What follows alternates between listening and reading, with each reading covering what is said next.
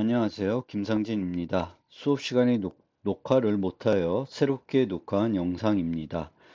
DFS 응용을 살펴보고 있었습니다. DFS 응용의 마지막 문제로 방향 그래프에서 강한 연결 요소를 찾는 문제를 살펴보겠습니다. 이 문제는 무방향 그래프에서 연결 요소를 찾는 문제와 비교가 되는 문제입니다. 요 무방향 그래프에서 연결 요소를 찾는 이 문제는 BFS를 이용해서 찾았습니다. 물론 이 문제도 DFS를 이용할 수 있지만 보통 BFS와 DFS를 모두 이용할 수 있는 경우에는 BFS를 많이 이용합니다.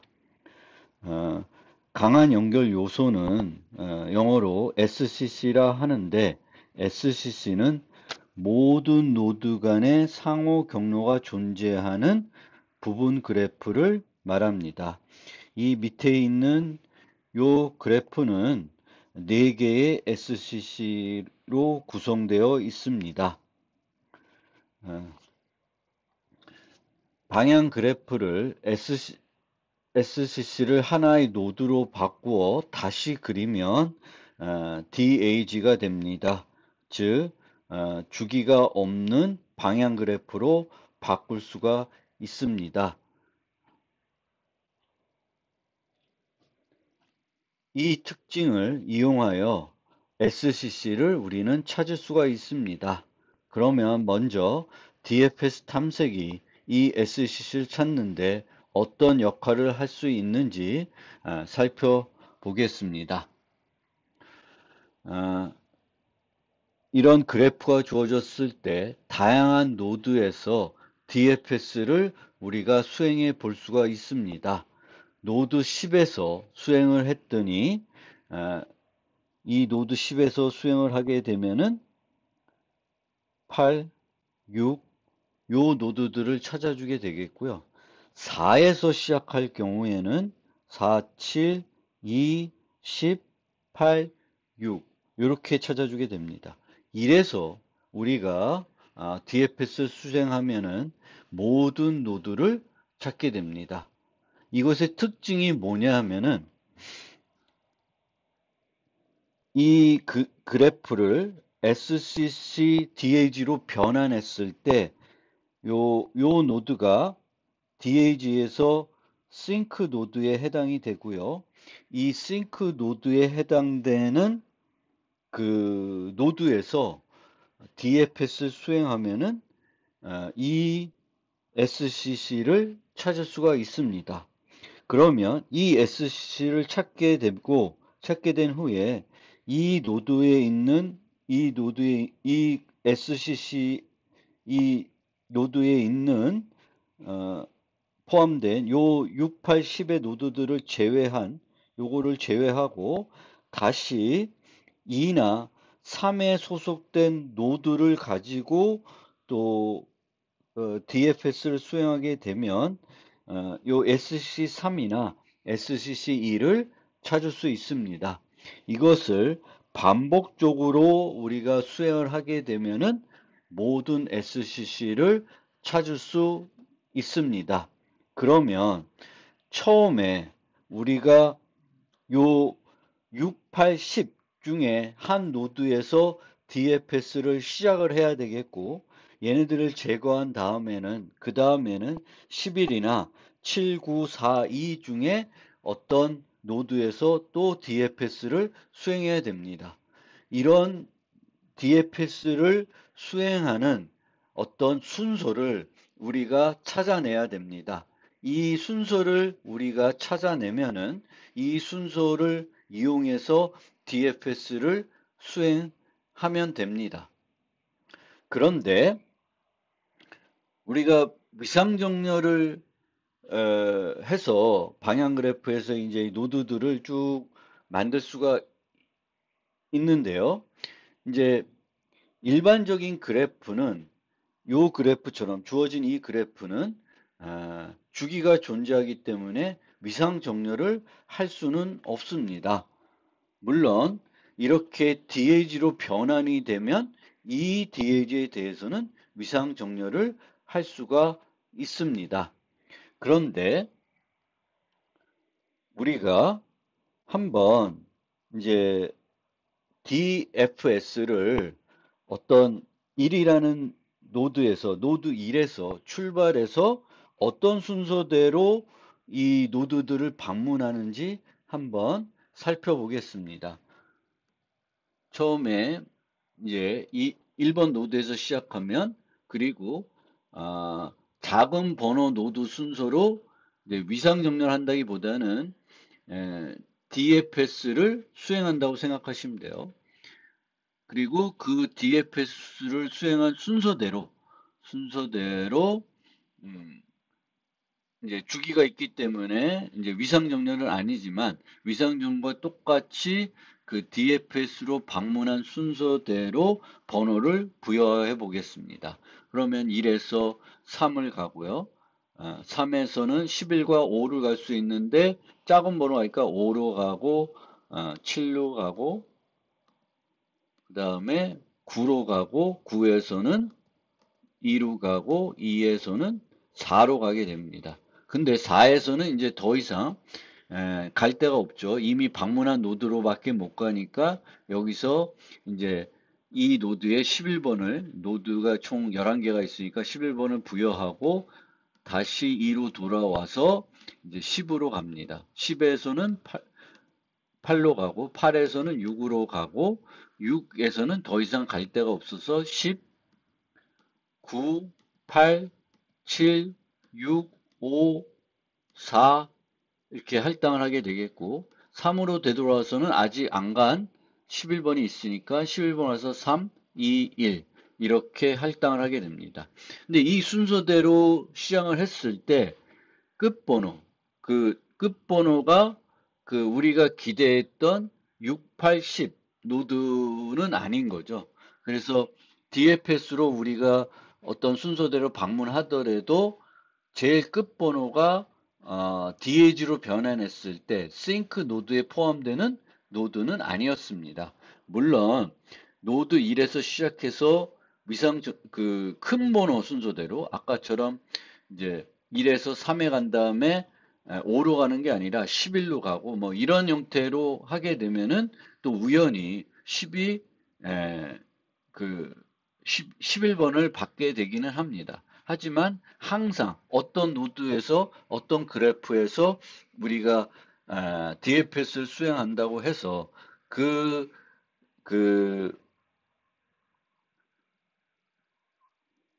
DAG로 변환했을 때 싱크 노드에 포함될 노드가 가장 큰 번호를 받는다는 보장이 없고 그리고 그 노드들을 제외하고 나서 그 다음에 큰 번호를 받고 있는 애들이 이제 그 두 번째 그 DAG에서 싱크 노드를 제거한 그 다음 싱크 노드가 될 거에 포함된 어떤 노드가 된다는 보장이 없습니다.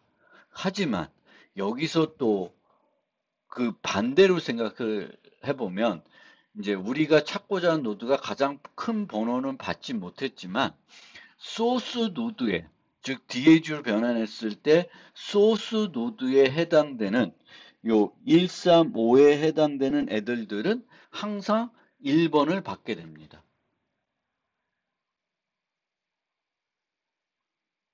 우리가 어떤 노드에서 출발하더라도 이제 1번을 받게 돼요.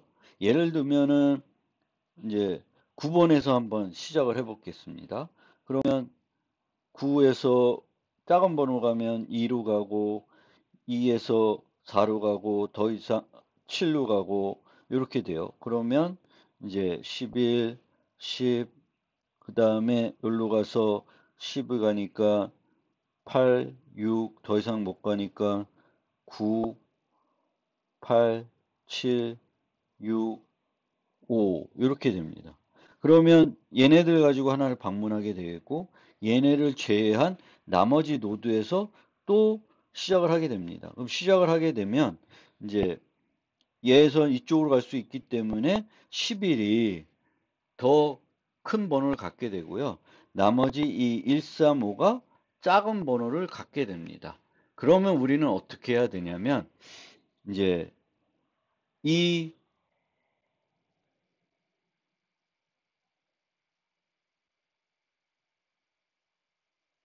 이 DAG를 거꾸로 바꾸는 거예요. 바꾸면은 이제 이런 모습이 될 거고, 그러면 원래 싱크였던 노드가 소스가 됩니다. 간선의 방향을 바꾸면 싱크였던 노드가 소스 노드가 돼요. 그러면 이렇게 방향을 바꾼 다음에 우리가 DFS를 수행해서 그 DFS로 방문한 순서로 번호를 할당하게 되면은 이제 여기에 있는 노드들이 가장 큰 작은 번호를 받게 되겠고요. 그럼 그 번호 순서대로 우리가 DFS를 수행하면은 모든 SCC를 찾을 수가 있습니다.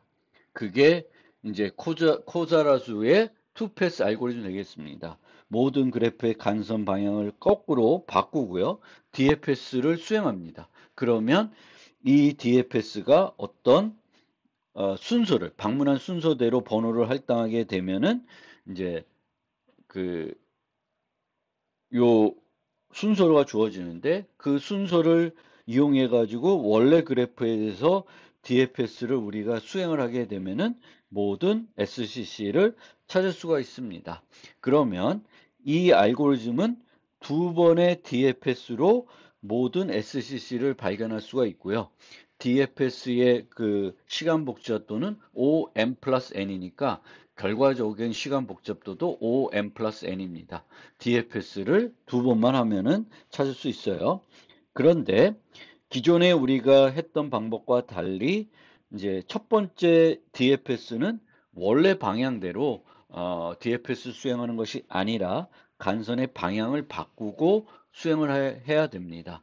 그러면 간선의 방향을 바꾸기 위해서 우리가 표현한 그래프를 다시 그거를 바꾸기 위한 작업을 해야 되는 것이냐, 이게 이제 궁금할 수가 있는데, 어, 그런 면에서 만약 우리가 이 코자라수의 투패스 알고리즘을 적용해서 SCC를 찾고자 하면은 인접 리스트로 그래프를 표현하는 것이 아니라 인접 행렬로 표현하는 것이 더 효과적이 되겠습니다. 인접 행렬에서는 행렬 개념이 있는데 그 행렬 개념을 거꾸로 뒤집어서 생각을 하면은 간선의 방향이 거꾸로 돼서 우리가 DFS를 수행할 수가 있습니다. 그러니까 그래프에 대한 어떤 변화를 주지 않고도 우리가 간선의 방향을 바꾸어서 DFS를 수행할 수가 있습니다. 처음엔 행과 열을 열행으로 바꿔서 생각해서 DFS 수행하고 그 다음에는 그 획득한 번호 순서대로 원래대로 행열 개념을 이용해 가지고 DFS를 진행하면은 이제 모든 SCC를 찾을 수가 있습니다.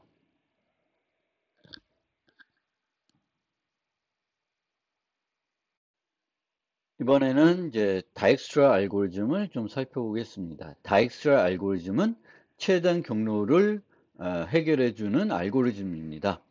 먼저 최단 경로의 문제를 한번 분류를 해보겠습니다. 한 노드에서 특정 노드까지의 최단 경로를 찾는 문제가 있을 수 있고요. 그 다음에는 한 노드에서 다른 모든 노드까지의 최단 경로를 찾는 문제가 있을 수 있습니다. 마지막으로 모든 노드에서 다른 모든 노드까지의 최단 경로를 찾는 문제가 있을 수 있습니다. 이렇게 분류가 되어 있을 때 분류 1을 해결하는 알고리즘 가지고 분류 2를 해결할 수가 있고요. 분류 2를 해결하는 알고리즘 갖고 분류 3 문제를 해결할 수가 있습니다.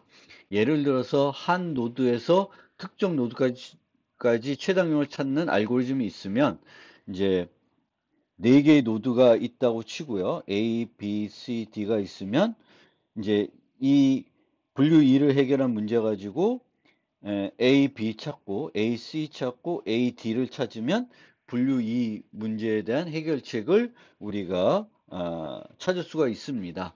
하지만 보통은 분류 2를 n-1번이나 n에 비례한 비용을 이용해 가지고 분류 2 문제를 해결하는 것보다 분류 2 전용 알고리즘을 이용해서 분류 2 문제를 해결하는 게 더 효율적입니다. 마찬가지로 분류 2를 해결하는 알고리즘을 이용해 가지고 그 알고리즘을 여러 번 돌려서 분류 3 문제를 해결할 수도 있지만 역시 분류 3을 해결하는 전용 알고리즘을 이용해서 해결하는 것이 더 효과적입니다.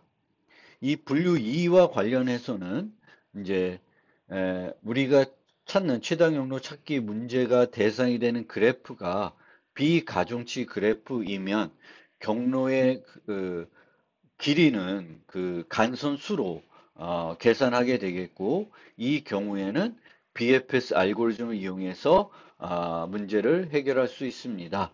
BFS는 가까운 거리에 있는 노드부터 차례차례 방문하기 때문에 이제 노드를 방문하고 그 노드를 그 이웃들을 그 큐에 집어넣을 때 한 그 경로를 플러스 1 해가지고 집어넣게 되면은 그 만나는 노드들의 까지의 경로를 쉽게 파악할 수가 있고요. 이제 가중치가 있는데 만약 가중치가 양의 정수만 그러니까 양수만 허용이 된다고 그러면은 다익스트라 알고리즘을 이용해서 우리가 해결할 수가 있습니다. 가중치가 양수이면은 가면 갈수록 가중치는 증가합니다. 가면서 가다가 원래까지 거기까지 구했던 길이보다 다시 짧아지는 경우는 다익스라 그러니까 양의 가중치 그래프에서는 존재하지 않고요. 그것을 이용하는 게 이제 다익스라 알고리즘이 되겠고요. 음의 가중치가 있으면 가장 어려운 문제가 되는데 이 문제들은 이제 벨만 포드 알고리즘이나 플로이드 워서 알고리즘으로 해결할 수가 있고요. 이 둘 모두 이제 동적 프로그래밍, 태블레이션을 이용해서 해결하는 문제입니다. 이 두 문제는 이제 노트 11에 가서 살펴볼 것입니다. 이 장에서는 이제 양의 가중치 그래프에서 최단 경로를 찾아주는 한 노드에서 다른 모든 노드까지의 최단 경로를 찾아주는 다익스트라 알고리즘을 살펴보겠습니다. 이 다익스트라 알고리즘은 BFS 알고리즘을 약간 응용한 알고리즘입니다. BFS 알고리즘은 P4Q를 사용하고 있었습니다. 그 이유는 이웃 노드 중에 어떤 노드를 먼저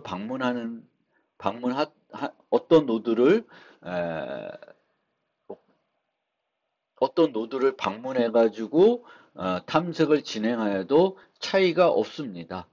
하지만 다이스라 알고리즘은 이제 경로에 가중치가 있기 때문에 그 이웃들 중에 소스 노드와 출발 노드와 가장 가까운 애부터 방문을 해야 됩니다. 그래야 그걸 이용해서 그 다음 짧은 거, 그 다음 가까운 애들을 차례차례 만날 수 있고요.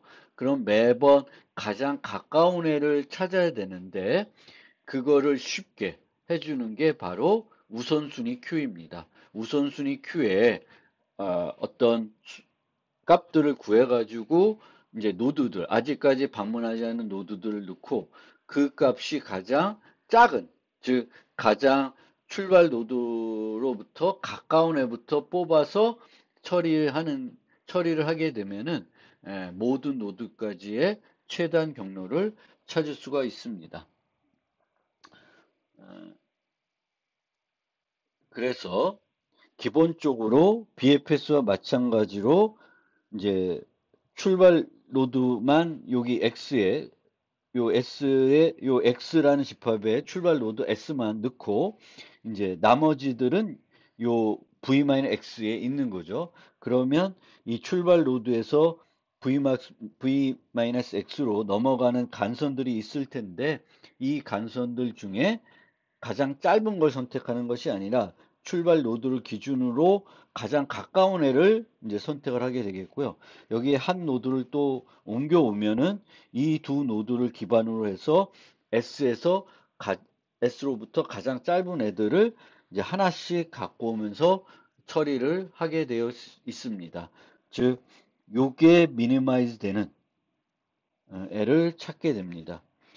그 예를 들어서 설명을 드리면은 이제 이런 그래프가 있을 때 출발 노드를 A로 놓고 한번 진행을 해 보겠습니다.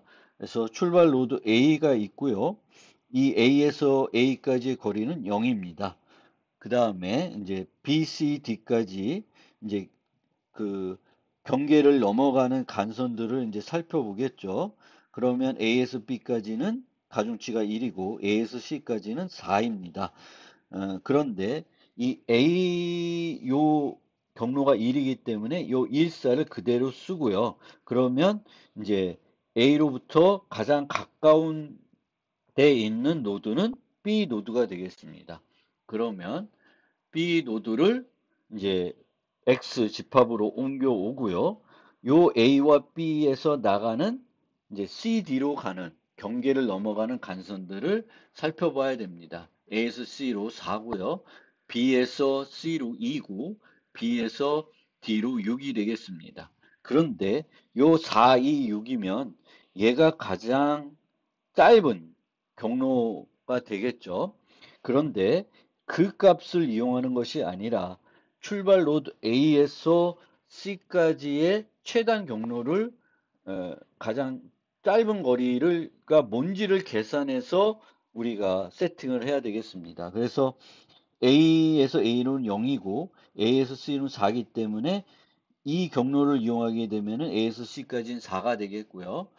A에서 B는 1이 A에서 B까지 가는 경로는 가장 짧은 게 1이기 때문에 이 1에서 C로 2로 가면 A에서 C로 3으로 갈 수가 있고 A에서 D로 7로 갈 수가 있습니다. 그러면 4, 3, 7 중에 가장 짧은 이 3인 3을 이용하게 되겠고 C를 이제 그 이쪽 집합으로 옮겨오게 되겠습니다. 그래서 요 점수들, 즉 아까 요기 요 값이 이제 다익스라 점수라고 하는데 그 다익스라 점수가 최소가 되는 애를 찾는 거예요. 그래서 다익스라 점수를 계산하고 그 다익스라 점수를 우선순위 큐에 넣어서 이제 처리를 하게 되겠습니다.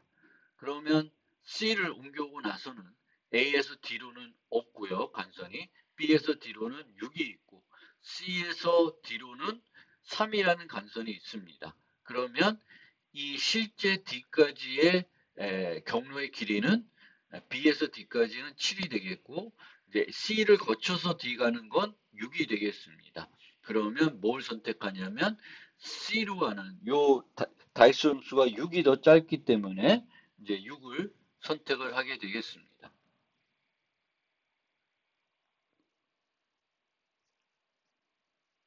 이런 식으로 진행되는 게 다익스라 알고리즘이 되겠습니다. 그러면 이 다익스라 알고리즘의 정확성을 증명해 보이겠습니다. 어떻게 증명하냐면 다익스라 알고리즘을 구한 모든 다른 노드까지의 최단 경로가 실제 최단 경로임을 증명해 보이겠습니다. 그래서 LV는 S에서 V까지의 실제 최단 경로의 길이이고요. AV는 알고리즘이 찾은 최단 경로 길이에요. 우리가 증명하고자 하는 것은 이게 일치한다 라는 걸 증명하고 싶은 거고요. 어떤 걸 이용해서 증명하냐면 귀납법을 이용하겠습니다. 그래서 귀납법에서 귀납법 출발 노드는 이제 출발 노드에서 출발 노드까지 최단 경로는 0이고요. AS는 0이고 LS도 0입니다. 그래서 귀납법 출발은 성립한다는 걸 알 수가 있고요. 그러면 이 다익스라 알고리즘은 이제 X가 있고 V-X가 있을 때 여기에 이제 노드를 하나씩 옮겨오게 되는데 여기에 옮겨 놓은 애들은 지금까지는 다 이 AV가 LV를 만족한다 라고 가정을 하고 그 다음에 이제 귀납 절차에서 그 다음에 선택한 노드가 W 스타이고요. 요 넘어가는 간선이 V 스타에서 W 스타일 때 얘도 이제 그럼 이렇게 선택했을 때 A W 스타도 L W 스타와 같다라는 걸 증명해 가지고 이제 귀납법으로 LV와 AV가 같다는 걸 증명하려고 합니다. 이 AW 스타는 요 간선을 선택해서 이제 W 스타를 옮겨온 거기 때문에 AV 스타 더하기 DV 스타 W 스타가 되겠고요. 귀납 가정에 의해서 AV 스타는 LV 스타와 같습니다. 그럼 우리가 증명하려는 건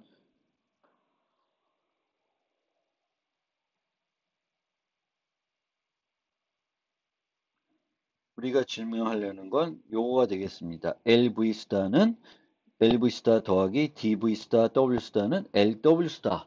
요걸 증명하려는 건데 요거를 직접적으로 증명하기는 어려우니까 어떻게 증명하려고 하면 우리가 구하는 이 AW 스타와 임의의 S에서 W 가는 스타와 비교했더니 이 임의의 S에서 W 스타로 가는 경로는 얘와 같거나 커다라는 걸 증명하겠습니다. 그래서 모든 S에서 W 스타로 가는 그 경로의 길이가 우리가 구한 것보다 같거나 크다고 하면은 우리가 구한 것 최단 경로가 되겠지요.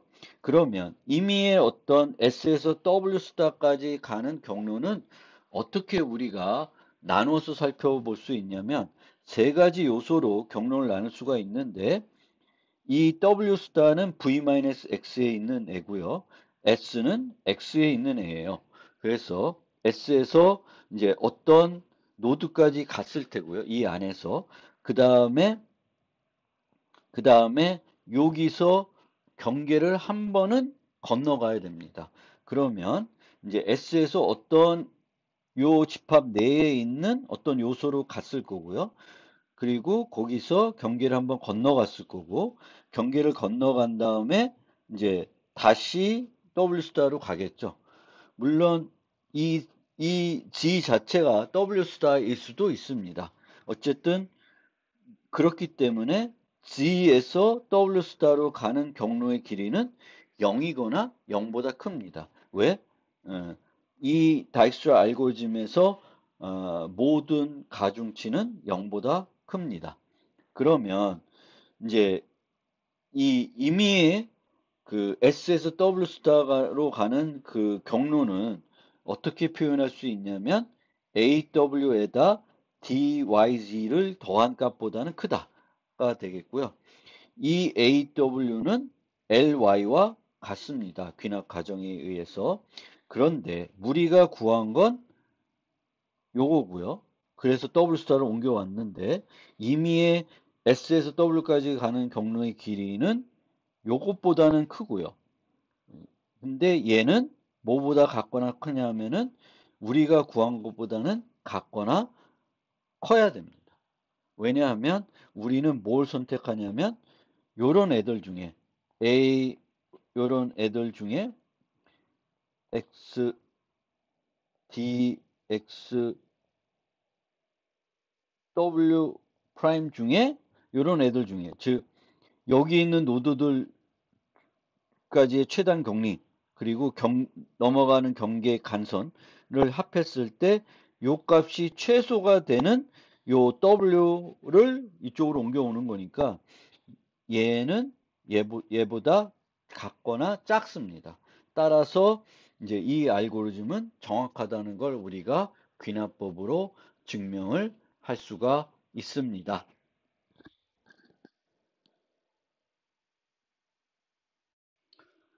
실제 다익스트라 알고리즘은 이제 이런 형태로 되어 있습니다.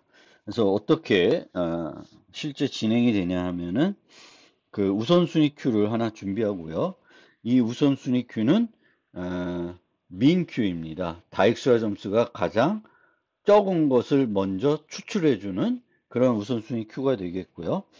이제 모든 노드들에 대해서 우선 이 알고리즘은 어떻게 되어 있냐면은 출발 노드는 0이라는 그 다익스트라 점수를 주고 나머지 노드는 무한대를 줘가지고 큐에 다 집어넣습니다. 그리고 나서 반복을 시작합니다. 그러면 min queu이니까 제일 먼저 뽑혀지는 건 출발 노드가 되겠죠.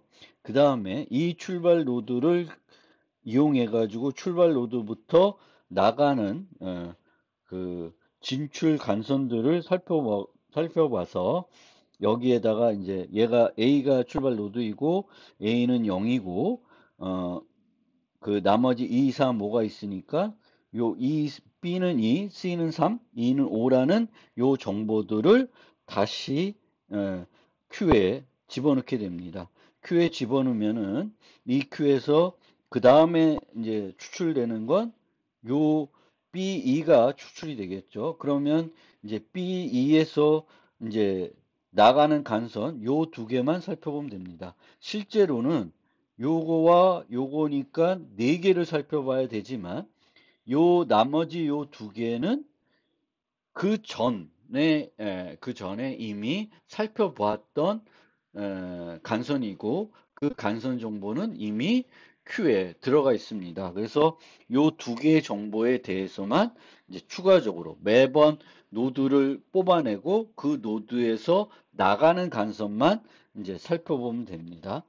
그러면 이 나가는 간선에서 6, 7이니까 어떻게 되냐면 다이수와 점수는 D까지는 8, C까지는 9가 됩니다. 하지만 C는 기존에 이미 3이 됐으니까 C9라는 정보는 이제 추가가 안 되고 C, D8이라는 건 이제 추가가 되겠습니다. 이런 식으로 최종적으로 계속 반복이 되면 모든 노드, 출발 노드에서 모든 노드까지의 경로를 다 최단 경로를 계산할 수가 있습니다. 그런데 실제 우리가 프로그램 언어에서 우선순위 q 라이브러리를 사용하게 되면은 요 주어진 알고리즘대로 구현을 하기가 어렵습니다. 여기에 보면은 이제 노드를 여기서 예를 들면 이제 B를 처리할 때 이제 B에서 나가는 게 DC니까 C와 관련된 정보를 갖고 있는 것을 Q에서 프라이트 Q에서 추출하고 그 값과 요번에 새롭게 계산된 2 더하기 7, 9 값을 비교해서 누가 더 큰지 보고 누가 더 작은지 보고 그 작은 값으로 다시 넣는 그 과정을 진행하게 되는데 실제 라이브러리에 있는 프라이어티 큐들은 이진 힙으로 구현이 되고 있고 이 이진 힙에 구현이 되어 있는 프라이어티 큐들은 딜리트 연산은 임의의 요소들을 삭제하는 연산들은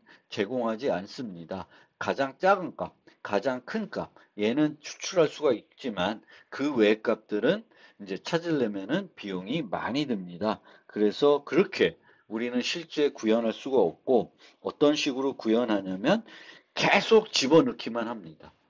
그러니까 아까는 어떻게 됐냐면은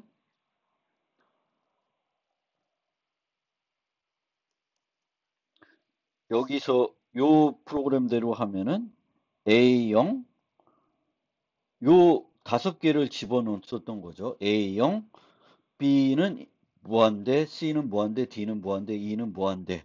그 다음에 A가 빠져나가고 이제 이 A를 이용해서 A, B는 그래서 B의 달수 점수는 2, C의 달수는 3, E의 달수는 5. 그래서 얘를 교체를 했는데 이제 그 삭제를 제공하지 않는 형태에서는 어떻게 되냐면 A0은 이제 빠져나가고 B 무한대, C 무한대, D 무한대, E 무한대가 Q에 있는 거예요. 근데 얘네를 빼내지 못하고요. B2를 여기다가 추가를 합니다. 그 다음에 C3가 추가가 되고 E5가 추가됩니다. 즉, 프라이어티 큐에 한 노드에 대한 정보가 하나만 유지가 되는 게 아니라 여러 개가 유지가 될 수 있습니다. 근데 여러 개가 유지가 되더라도 정확성에는 문제가 없습니다. 왜냐하면은 이 min 큐에서 가장 우리가 작은 값만 추출해내서 쓰고 있기 때문에 이제 그 정확성에 문제가 없고요. 다만 여기서 추출했을 때 이미 처리한 노드이면 컨티뉴 해야 되는 그런 기능이 하나 추가가 돼야 되겠고요. 요 맨 앞에서는 굳이 모든 노드를 다 집어넣을 필요가 없고 출발 노드 A0이라는 정보만 넣고 시작을 하면 되겠습니다. 이런 방식으로 동작하는 것을 우리가 레이지 게으른 다이스트라 알고리즘이라고 합니다. 그러면 이 우리가 여기 제시된 딜리트가 있는 요 버전의 시간 복잡도를 한번 생각을 해 보겠습니다. 처음에 n개 노드를 우선순위 큐에 삽입을 하고요. 우선순위 큐 연산들은 로그 n 비용이 소요된다고 가정을 합시다. 그러면 요 비용은 n 로그 n이 되겠습니다. 그 다음에 이 화일문에서는 이제 노드를 하나씩 추출해 가지고 처리하게 되겠고, 이런 방식에서는 노드를 한 번만 추출해서 사용을 하게 됩니다. 그러면은 이제 여기서의 전체 요 extract mean은 log n이지만 총 extract mean하는 비용은 n번 이루어지기 때문에 n log n이 되겠고요. 그 다음에 이제 요 for 루프는 이제 while문이 반복되면서 계속 반복이 될 텐데 방향 그래프이고요.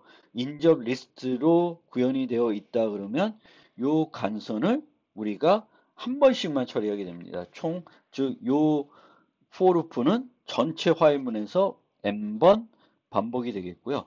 이 n번 반복이 될 때마다 두 번의 그 힙 연산, 딜리트와 인서트가 이루어집니다. 그럼 em 로그 n이 되는 겁니다. 그러면 얘를 더하면은 이제 m 플러스 n 로그 n이 되는 거고요. m 플러스 n 로그 n이라는 것은 이제 간선수와 노드 수의 의사선형 비례한다. 뭐 이런 개념이 될 수도 있겠습니다. 그러면 실제 우리가 구현하는 방식은 이런 방식이 아니라 이제 게으른 다이스라 버전이 될 텐데, 그렇게 게으른 버전으로 우리가 바꿨을 때의 시간 복잡도는 어떻게 변하는지 한번 생각을 해봅시다. 처음에 여기서는 로그 n 비용이 한 번만 들겠죠. 이제 그러니까 출발 노드 0으로 이제 집어넣게 되겠고, 여기서는 이제 로그 m은 아닌데, 이제 이 여러 번 추출이 될 수가 있겠죠. n번 추출되는 게 아니라 이제 더 많이 추출이 될 수가 있습니다. 왜냐하면 이제 여러 번 들어갈 수가 있고요. 그 여러 번 들어간 게 이제 그러면 이것부터 살펴봅시다. 여러 번 들어갈 수 있는데 최대 몇 번 들어갈 수가 있냐? 몇 번 들어갈 수가 있냐? 예를 들면 C를 한번 살펴봅시다. C는 언제 이제 들어가냐면 A에서 C로 갈 때 우리는 이 간선들은 한번 살펴봐요. 그리고 이 간선들을 한번 살펴볼 때마다 요 C의 다이스라 점수가 변할 수가 있고 그 변한 점수들을 이제 Q에 넣게 되는 거예요. 그러면 최대 M 개가 이제 그 Q에 들어갈 수 있고요. 그러면 모든 비용이 로그 n 대신에 로그 m으로 바뀌는 거예요.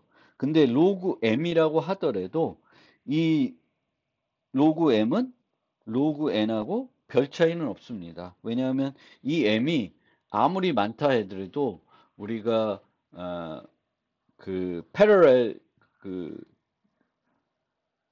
간선을 병행 간선을 고려하지 않기 때문에 n제곱보다는 클 수가 없습니다. 그래서 만약 m이 최대 n제곱이라고 쳐도 이 로그 n이기 때문에 m은 이거에 비례하기 때문에 뭐 로그 m이라 그래도 로그 n으로 놔도 별 차이가 없고요.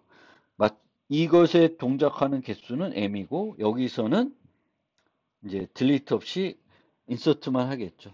그러면 m 로그 n이 되는 거예요.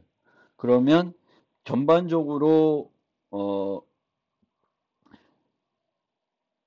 이제 뭐 m로그 n 뭐 m로그 n들이 막 여러 번 합쳐지는데 이제 이것들을 뭔가 표현해도 이 m 플러스 n 로그 n이라고 했던 원래 거하고 그 수준에서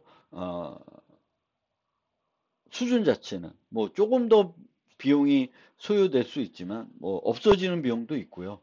이제 없어지는 비용은 이제 딜리트하는 비용이 사라지지만 익스트랙트 민하는 비용이 늘어날 거고요. 예, 그리고 인서트는 더 많이 할 수가 있겠죠. 이 키가 이 인서트는 똑같구나. 똑같고 요거는 똑같고요. 여기는 뺐다가 원래 걸 다시 넣거나 아니면 뺐다가 갱신해서 넣는 그런 형태가 되니까 똑같습니다. 그래서 실제 요거를 좀 더 많이 할 수 있는 그리고 이제 Q에 N개만 원래 최대 N개만 유지하던 걸 최대 M개를 유지하는 형태가 되겠으니까 그런 차이만 있고 결국 로그 M이나 로그 N이나 그 수준은 같은 수준이기 되기 때문에 이제 레이지 다이스라도 시간 복잡도는 같은 수준의 시간 복잡도다. 이렇게 이해하시면 되겠습니다. 이걸로 다이스라에 대한 설명을 모두 마무리하겠습니다.